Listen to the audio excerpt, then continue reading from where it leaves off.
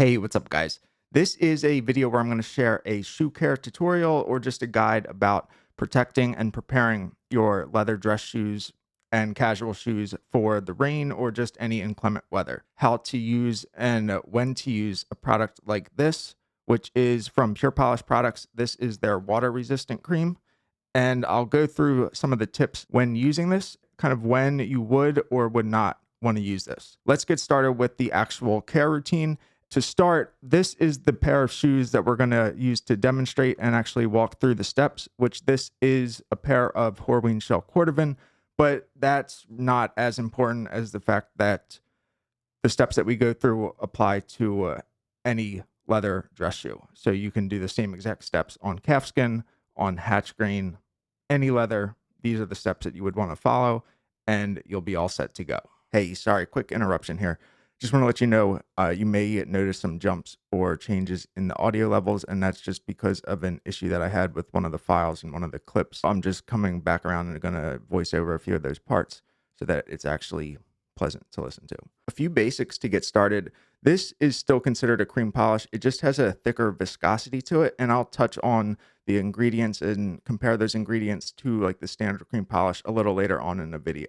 The fact that this will protect the leather but not seal off the pores like most other waterproofing items is really an important factor to keep in mind, because this is going to condition and care for the leather in addition to actually offering those water resistant properties. Here's the process for using it. Then after, I'm going to touch on a few of my thoughts about when this is the right option to use or when I would use the standard cream polish. Like all other care routines, you definitely want to start by brushing off the shoe using a clean cloth or fingertip to apply the product.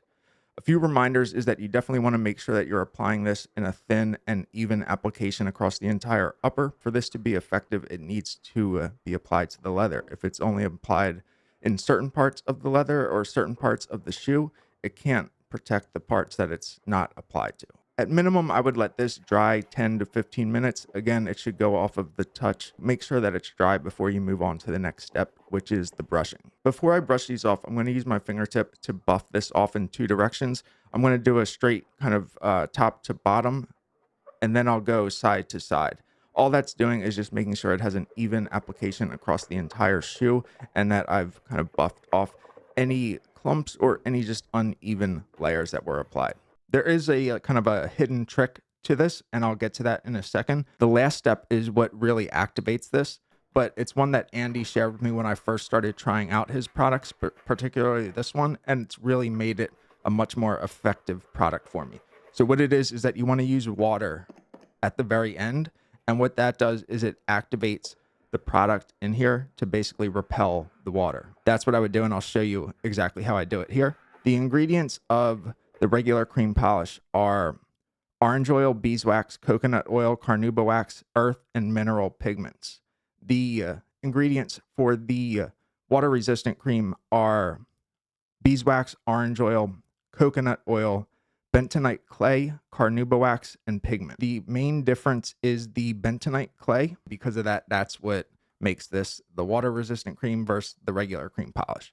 So let me switch over and we will take a look at the results here. Ideally, I wanted to just leave these out in the rain, but I really couldn't get that lucky with the weather, so I'm going to create my own rain.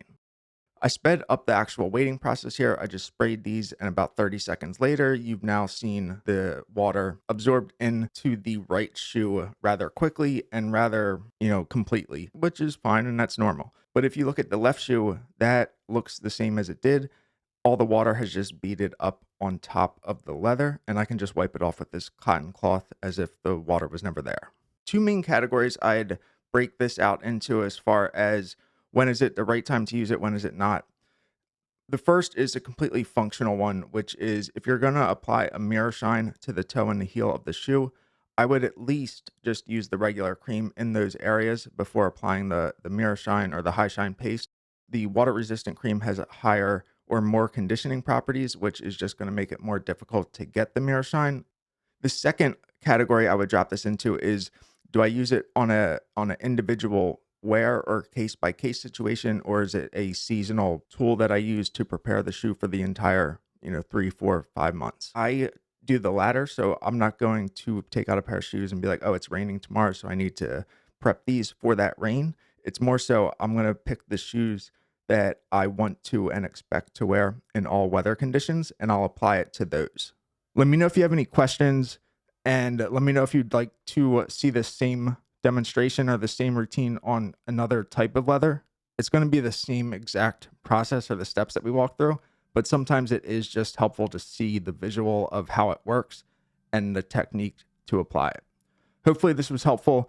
If you do have any questions or if you have any interest in getting any of the water resistant cream polish, I'll put the link down in the description. And thanks for watching. Hope everyone's doing well, and I'll see you soon.